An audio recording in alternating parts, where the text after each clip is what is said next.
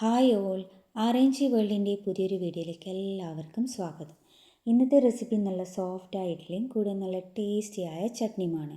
ഇവ രണ്ടും എങ്ങനെ തയ്യാറാക്കാമെന്ന് നമുക്ക് നോക്കാം. ഇഡ്ഡലി മാവ് തയ്യാറാക്കാൻ ഞാൻ എടുത്തിരിക്കുന്നത് 4 ഗ്ലാസ് പച്ചരിയും 1.5 ഗ്ലാസ് ഉഴുന്നുമാണ്. ഇവ രണ്ടും നന്നായി കഴുകിയതിന് ശേഷം വെള്ളത്തിൽ കുതിർത്ത് വെക്കുന്നു. നിങ്ങൾക്ക് വേണമെങ്കിൽ ഉഴുന്ന് സെപ്പറേറ്റായി കുതിർത്ത് അതിൽ 1/2 ടീസ്പൂൺ ഉലുവയും ചേർത്ത് ചെയ്യാവുന്നതാണ്. ഞാൻ ഈ രീതിയിലാണ് ഇഡ്ഡലി മാവ് തയ്യാറാക്കുന്നത്. രാവിലെയാണ് അരി കുതിർത്ത് വെക്കുന്നതെങ്കിൽ രാത്രി നമുക്ക് അരച്ച് വെക്കാം. ഏകദേശം 5-8 മണിക്കൂർ നിങ്ങൾക്ക് കുതിർത്ത് വെക്കാവുന്നതാണ്. ഇനി ഇതൊരു മിക്സിയുടെ ജാറിലിട്ട് പാകത്തിന് വെള്ളമൊഴിച്ച് അരച്ചെടുക്കുന്നു. മിക്സിയിൽ അരച്ചെടുക്കുന്ന സമയത്ത് ചെറിയ കോപ്പയളവിൽ ചോറും ചേർത്ത് കൊടുക്കുന്നുണ്ട്. എന്നിട്ട് മാവ് ഒരു പാത്രത്തിലേക്ക് ഒഴിച്ച് വെച്ച് അടച്ച് വെക്കുകയാണ് ചെയ്യുന്നത്. മാവ് അധികം ലൂസാവാനോ അധികം കട്ടിയാവാനോ പാടില്ല. രാവിലെ പാത്രത്തിൻ്റെ അടപ്പ് തുറന്നു മാറ്റിയാൽ ഇഡ്ഡലി മാവ് തയ്യാറായി വന്നിരിക്കുന്നത് കാണാം. ഒരു പത പോലെ വന്നിരിക്കുന്നതാണ്. ഇനി ഒരു തവി കൊണ്ട് നന്നായി ഇളക്കി കൊടുക്കുക.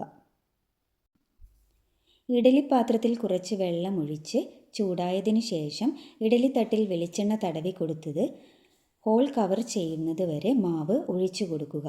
2 തട്ടിലും മാവ് ഒഴിച്ചു കൊടുത്തതിന് ശേഷം ആവിയിൽ വെച്ചിട്ടുണ്ട്. ഏകദേശം ഒരു 15 മുതൽ 20 മിനിറ്റ് വരെ നന്നായി ഇത് വേവിച്ചെടുക്കുക. ഇഡ്ഡലി തയ്യാറായോ എന്ന് ചെക്ക് ചെയ്യാൻ സ്പൂൺ കൊണ്ടൊന്ന് കുത്തി നോക്കാവുന്നതാണ്.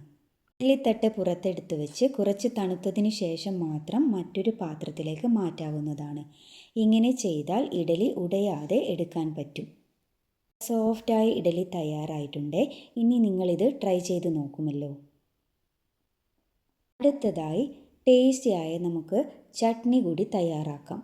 ഇതിനായി എടുത്തിരിക്കുന്നത് ഒരു കഷ്ണം ഇഞ്ചി, 2 പച്ചമുളക്, കറിവേപ്പില, കുറച്ച് തേങ്ങ ചിരവിയത് എന്നിവയാണ്.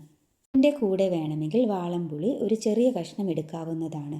ഞാനിവിടെ തൈരാണ് അതിനു പകരം ചേർക്കുന്നത്. ഇനി ഇതൊക്കെ മിക്സിയിലിട്ട് നമുക്ക് ഉപ്പ് കൂടി ചേർത്ത് നമുക്ക് നൈസായി അരച്ചെടുക്കാവുന്നതാണ്. മിക്സിയിൽ അരച്ചെടുക്കുന്ന സമയത്ത് തൈര് കൂടി ഞാൻ ചേർത്തിട്ടുണ്ട്. മാവ് ഇതുപോലെ അരച്ചെടുത്തതിന് ശേഷം ഒരു പാത്രത്തിലേക്ക് നമുക്ക് മാറ്റി വെക്കാവുന്നതാണ്. ഇനി ഒരു ചീനച്ചട്ടിയിൽ കടുകും അതുപോലെ ചുവന്ന മുളകും താളിച്ച് നമുക്കിതിലേക്ക് ഒഴിച്ചു കൊടുക്കാവുന്നതാണ്. ടേസ്റ്റിയായ ചട്നി കൂടി തയ്യാറായിട്ടുണ്ട്. എൻ്റെ വീഡിയോ ഇത്രയേ ഉള്ളൂ.